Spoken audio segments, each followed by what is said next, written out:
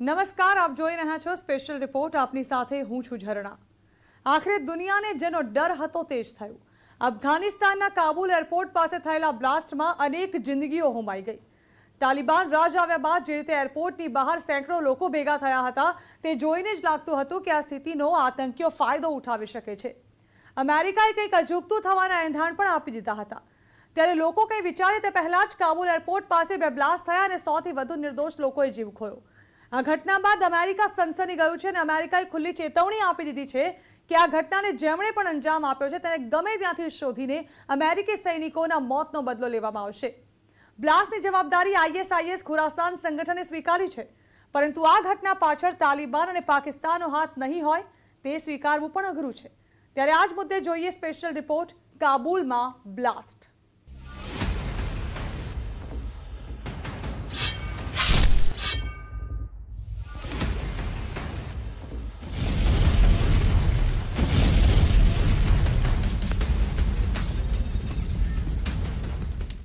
તાલિબાન રાજ આવ્યા બાદ લોકોની જે આંખો દેશની બહાર જવા માટે પ્લેનની રાહ જોઈ રહી હતી તે જ આંખોએ બ્લાસ્ટ બાદ અનેક લોકોની લાશનો ઢગલો જોયો.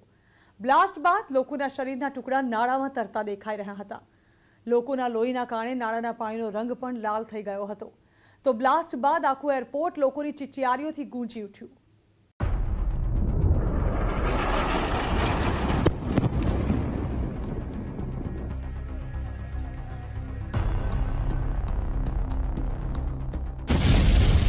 અફઘાનિસ્તાનમાં માનવતાની હત્યા.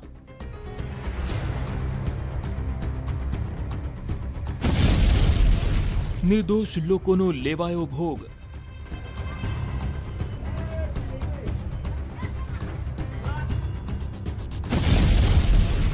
કાબુલ એરપોર્ટ બન્યું કબ્રસ્તાન.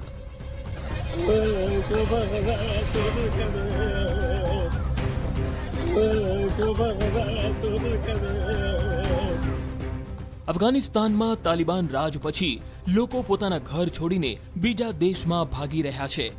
એરપોર્ટ પર લોકો રાત દિવસ એક કરીને પોતાનો વારો આવે તેની રાહ જુએ છે. પરંતુ તેઓ ક્યાં જાણતા હતા કે બે આતંકી સંગઠનોની દુશ્મની આ નિર્દોષ લોકોનો ભોગ લઈ લેશે.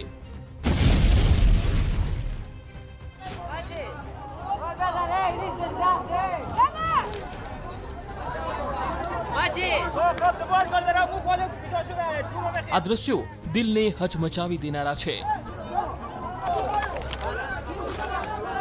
નાળામાં પડી છે લાશો અને લાશો વચ્ચે છે ઈજાગ્રસ્ત લોકો.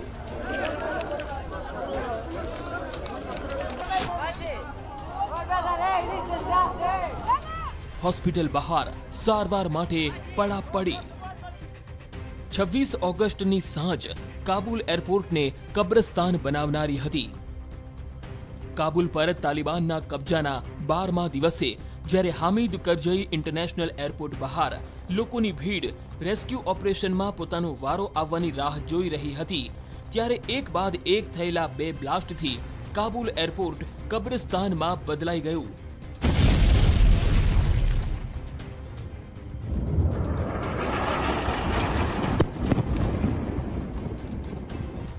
પહેલો બ્લાસ્ટ ભારતીય સમય અનુસાર સાંજે 5 વાગ્યાની આસપાસ કાબુલ એરપોર્ટના એબ્બી ગેટ પર થયો, જ્યારે બીજો બ્લાસ્ટ સાંજે 6 વાગ્યે એરપોર્ટ પાસેની બેરન હોટલ નજીક થયો.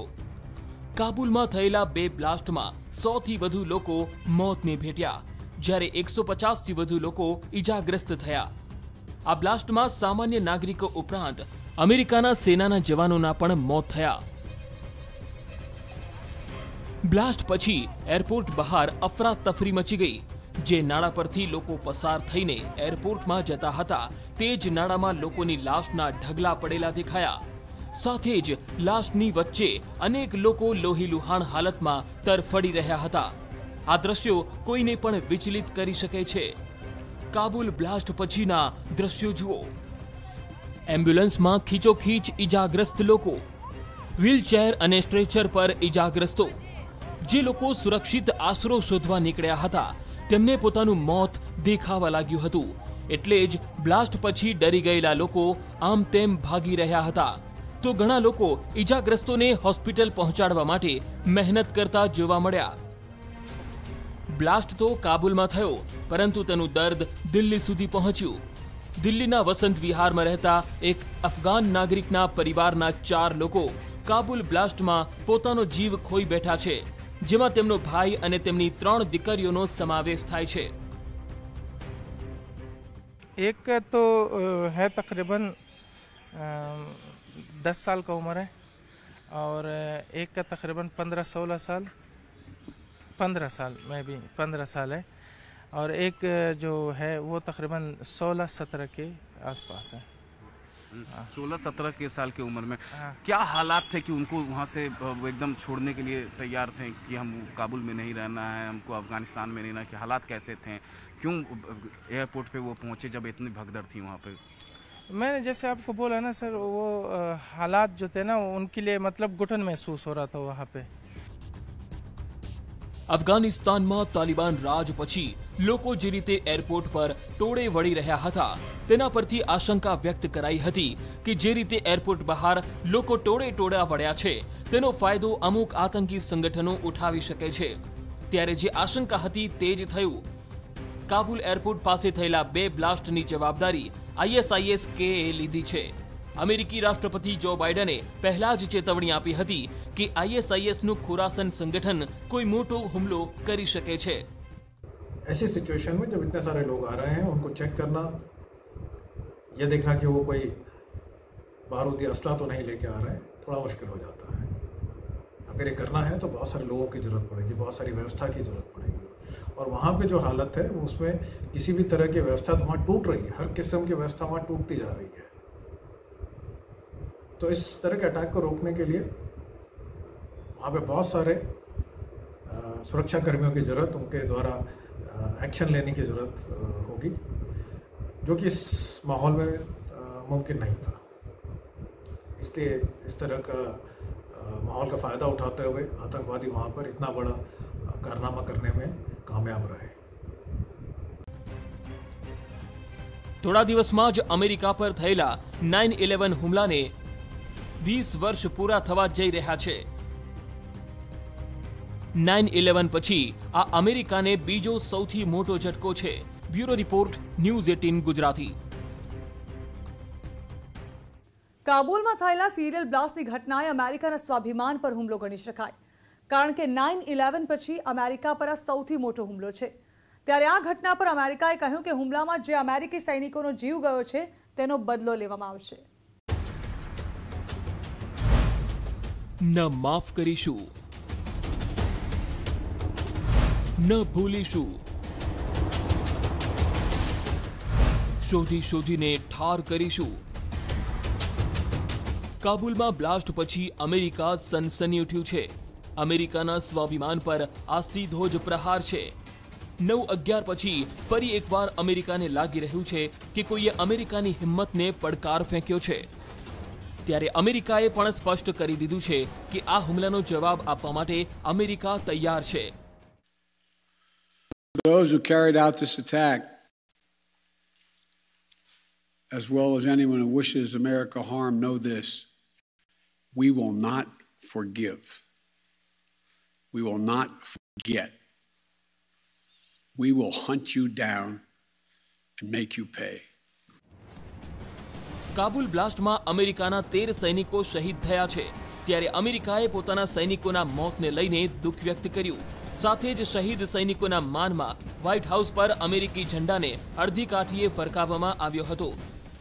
The lives we lost today were lives given in the service of liberty, the service of security, the service of others, in the service of America, like their fellow brothers and sisters in arms who died defending our vision and our values in the struggle against terrorism. Of the fall on this day, they're part of a great and noble company of American heroes. Kabul airport પર થયેલા આત્મઘાતી blast બાદ જ્યારે અમેરિકી રાષ્ટ્રપતિ જો Biden media સામે આવ્યા ત્યારે તેમના ચહેરા પર ઉદાસી સ્પષ્ટ જોઈ શકાતી હતી. બોલતા સમયે તેમનું ગળું અને આંખો ભરાઈ આવી હતી.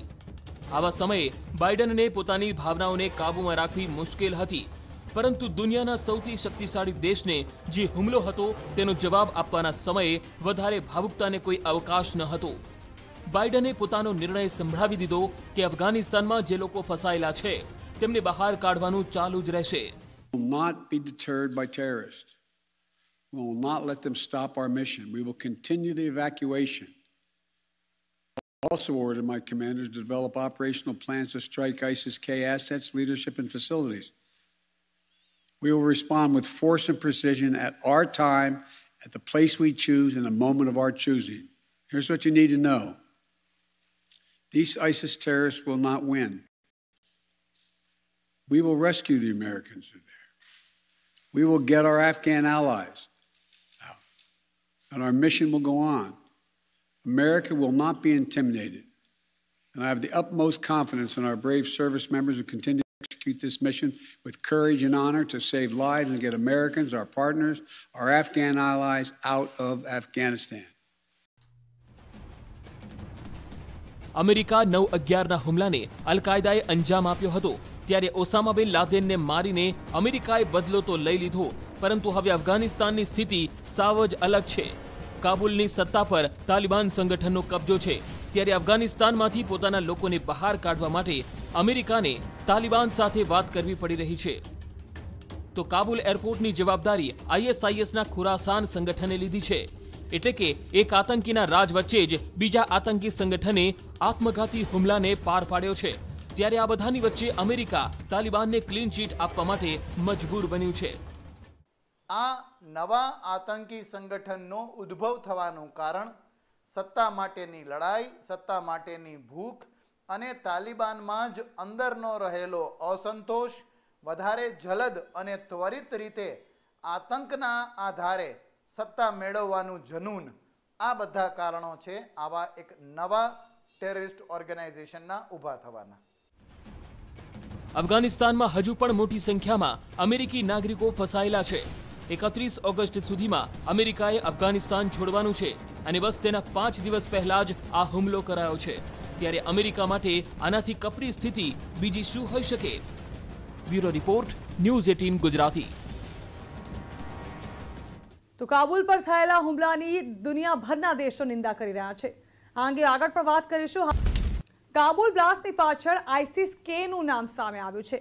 આતંકી સંગઠન ISIS-K દાવો કર્યો છે કે કાબુલ હુમલો તેમણે જ કર્યો છે.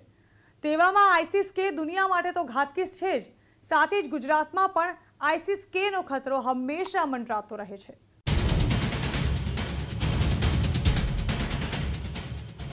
કાબુલ એરપોર્ટને લઈને લોકોના મનમાં જે હતું તે જ થયું.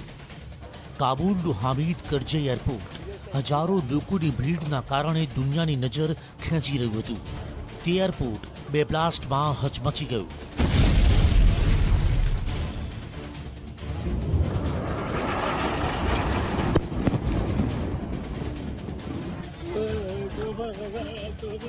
જે કાબુલ એરપોર્ટ તાલિબાનના અત્યાચારથી બચવા માટે એક જ સુરક્ષિત સ્થળ હતું, ત્યાં બીજા આતંકવાદી સંગઠને બ્લાસ્ટ કરીને રસ્તાઓને લોહીથી લથપથ કરી મૂક્યા. અમેરિકી રાષ્ટ્રપતિ જો બાઇડને તો થોડા દિવસ પહેલા જ આવા આતંકી હુમલાની શક્યતા વ્યક્ત કરી હતી. તેમાં પણ તેમણે ISIS-K નું જ નામ લીધું હતું. Every day we're on the ground is another day we know that ISIS-K is seeking to target the airport. Every day we're on the ground is another day we know that ISIS-K is seeking to target the airport. 15મી August પછી જ Kabul airport પર લોકોની ભીડ વધવા લાગી. NATO દેશના સૈનિકો કાળઝાળ ગરમી વચ્ચે પણ અફઘાન નાગરિકોને સુરક્ષિત કાઢવામાં લાગેલા.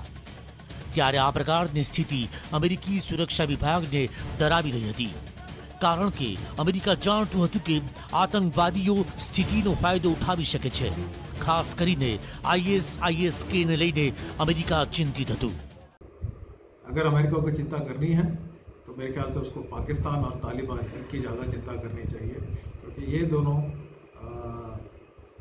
अमेरिका और अन्य बाकी के विश्व के लिए ज़्यादा खतरनाक है, ज़्यादा खतरा खड़ा कर सकते हैं. ISIS ખુરાસાન ISIS કરતાં પણ ખતરનાક છે અને તે ISISનો જ એક ભાગ છે. જેને અફઘાનિસ્તાન પાકિસ્તાનના આતંકવાદીઓ ચલાવે છે। ISIS ખુરાસાનનું મુખ્ય મથક પાકિસ્તાનની નજીકમાં જ આવેલું અફઘાનિસ્તાનનો નાંગરહાર વિસ્તાર છે। તાલિબાની કમાન્ડર મુલા ઉમરના મોત પછી તાલિબાનના અનેક ખૂંખાર આતંકવાદી ISIS ખુરાસાનમાં જોડાયા, એટલે તે ISISનો જ ભાગ કહી શકાય। આ આતંકી સંગઠનનો ઉદ્દેશ ખુરાસાન રાજ્યની સ્થાપના કરવાનો છે। ISIS ખુરાસાન અને તાલિબાન વચ્ચે દુશ્મની છે, તો ISIS ખુરાસાનની અમેરિકા સાથે શેની દુશ્મની છે અને કેવી રીતે શરૂ થઈ તે જાણતા પહેલા આપણે ફારસી શબ્દ ખુરાસાનને સમજી લઈએ। ખુરાસાનનો મતલબ છે જ્યાંથી સૂરજ ઉગે છે। ત્રીજી અને ચોથી સદીમાં અરબમાંથી નીકળેલા લોકો આજના ઈરાનમાં પહોંચ્યા અને જ્યાં તેઓ સ્થાયી થયા તેનું નામ ખુરાસાન પડ્યું, જે બાદ તેમનું સંગઠન મોટું થયું અને તે એક ઘાતક શક્તિ થઈને લોકો સામે આવ્યું।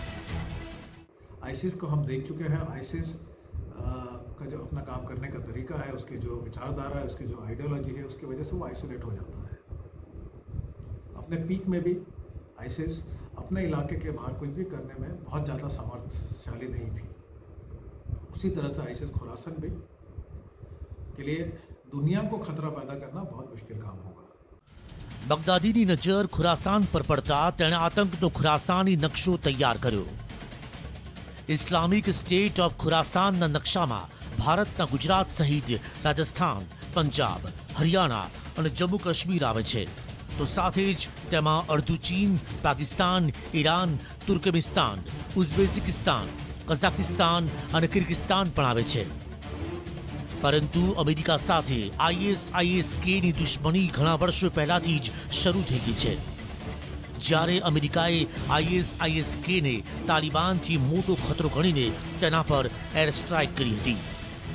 અમેરિકાના હુમલાઓ પછી ISISKની તાકાત ઘણી જ ઓછી થઈ ગઈ હતી। અમેરિકાના હુમલાખોરોના કારણે વર્ષ 2016 સુધીમાં ISISKમાં 1500થી 2000 આતંકવાદી બચ્યા હતા। કાબુલમાં જે થયું તેને રક્ષા વિશેષજ્ઞો ખતરાના મોટા ભણકારા સમાન ગણાવે છે, કારણ કે અફઘાનિસ્તાન જુદા જુદા આતંકી સંગઠનનું કેન્દ્ર સ્થાન બની ગયું છે, જે આવનારા સમયમાં દુનિયાના લોકો માટે મોટો ખતરો સાબિત થઈ શકે તેમ છે। Bureau report, news 18 Gujarati. તો આ સાથે જ સ્પેશિયલ રિપોર્ટ અહીં સમાપ્ત કરીશું અને વધુ સમાચાર વિસ્તારથી જોવા માટે આપ જોતા રહો ન્યૂઝ 18 ગુજરાતી।